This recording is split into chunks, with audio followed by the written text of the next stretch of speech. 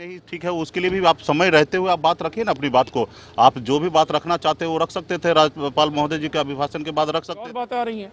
तो अगर आप एक तरफा गवर्नमेंट चलाएंगे, जो मन में आएगा आप उस एजेंडा को लाएंगे, तो प्रोटेस्ट करना विपक्ष का काम है। नमस्कार, न्यूज फॉर नेशन देख रहे हैं आप। आपके साथ मैं हूं ऋचा शर्मा। सदन में राज्यपाल के अभिभाषण के बाद अब राजनीति गर्मा गई है, जहां एक तरफ विपक्ष की तरफ से कहा जा रहा है कि उनमें कई संशोधन की गुंजाइश है और तमाम वो पॉइंट्स विपक्ष की तरफ से निकाल कर रखे गए हैं और कल इसी मुद्दे को जोर शोर से उठाया जाएगा। तो दूसरी तरफ मुकेश सहनी ने भी कहा है कि विपक्ष को पहले चिंतन करनी चाहिए। राज्यपाल ने जो बातें कही है वो बिल्कुल बिहार के हित में है। ऐसे में विपक्ष कोई भी मुद्दा ना बनाए, किसी भी मुद्दे को लेकर ये ना कहे कि वो उनके पक्ष में नहीं है, बल्कि समझने की कोशिश करें।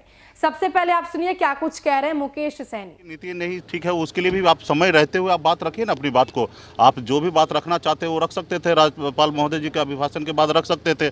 अपनी बात को रखिए। अभी तो 5 साल चलना है, 5 साल में आप हमेशा रखिए अपनी बात को, लेकिन बेवजह आप हमेशा मतलब विवाद खड़ा कर रहे हैं।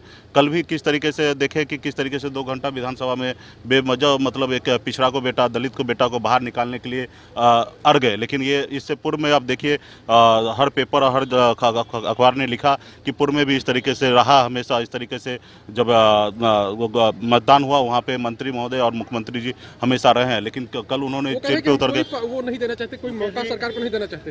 नहीं, सरकार को मौका क्या, सरकार को जनता ने मौका दे चुका है। जनता के लिए निश्चित तौर पे सरकार मजबूती से हम लोग काम करेंगे। उनसे हम मौका थोड़े चाहिए हमें। किस तरह काउंटर करेंगे?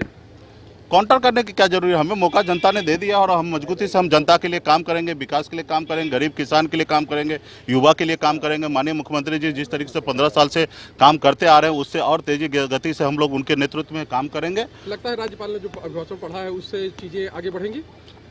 निश्चित तौर पे उससे बेहतर हम लोग जो काम हम लोगों ने प्लानिंग किया उसके अलावा भी काम हम लोग अच्छे तरीके से करेंगे। तो अच्छे तरीके से काम करेंगे। आज ट्रेड यूनियन ने पूरे देश में स्ट्राइक कर रखा है मजदूरों के हक में। क्या मानते हैं कि उनकी मांगे जायज है और केंद्र सरकार को विचार करना चाहिए मजदूरों की मांग पे? निश्चित तौर पे देखिए, जनता है और जहां सरकार से अपेक्षा हमेशा उम्मीद रखते हैं और कुछ अगर उनके बीच में रहेगा तो वो आज जिस तरीके से आंदोलन किए हैं उस पर सरकार गंभीरता से सोचेंगे और उसके ऊपर जो उचित होगा वो जरूर हमारी सरकार, एनडीए की सरकार देश में काम करेंगे। अब आप सुनिए कांग्रेस की तरफ से किस तरीके से आरोप लगाए जा रहे हैं और ये कहा जा रहा है कि उसमें संशोधन को लेकर उन्होंने मुद्दा क्रिएट कर लिया। कुछ और बातें आ रही हैं। तो अगर आप एक तरफा गवर्नमेंट चलाएंगे, जो मन में आएगा आप उस एजेंडा को लाएंगे, तो प्रोटेस्ट करना विपक्ष का काम है। हमने आज ही अभी तय किया है कि हम इस राज्यपाल के अभिभाषण पर करीब 26 संशोधन देने जा रहे हैं, जिस पर कल चर्चा होगी, वाद विवाद होगा, सरकार का जवाब उस पर आना चाहिए।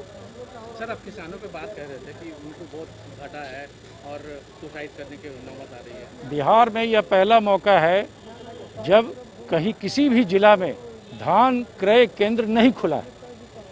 आप अखबारों में बयान देते हैं कि हम 1840 रुपये MSP कर दिया। अरे कोई खरीदे तब तो MSP। किसी भी एक उदाहरण नहीं है बिहार में कोई एक किसान 1840 रुपये पर अपना धान बेचा हो। उसे मजबूरी में 500, 700, 800 रुपये में धान बेचना पड़ रहा है। अगर वो धान नहीं बेचे